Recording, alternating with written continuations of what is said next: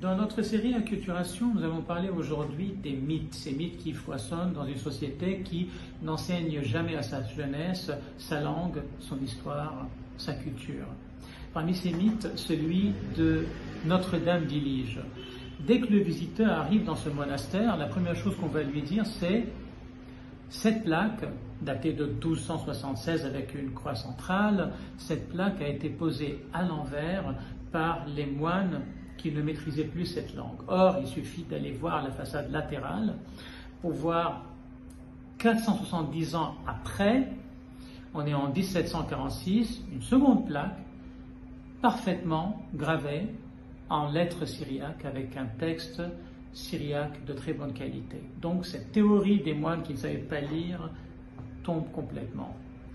Allons encore plus au sud d'ailleurs, vers un autre monastère, à Gosta, celui d'Omar Shalita, et nous allons trouver une croix clairement posée verticalement avec une inscription syriaque verticale.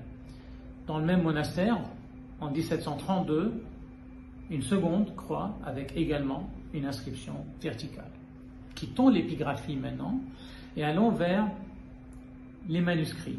Et on va voir cet évangéliaire de l'an 584, l'évangéliaire de Rabbula, Codex Rabulensis, très connu.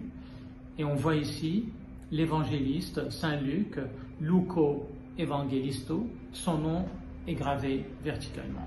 Cet autre manuscrit également, typique des manuscrits syriaques, avec la croix. La plupart des manuscrits maronites présentent ce genre de croix. L'inscription est verticale.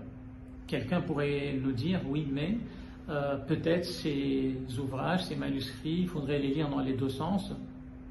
Eh bien, allons maintenant vers les fresques, vers cette église de Behdidet, Saint-Théodore.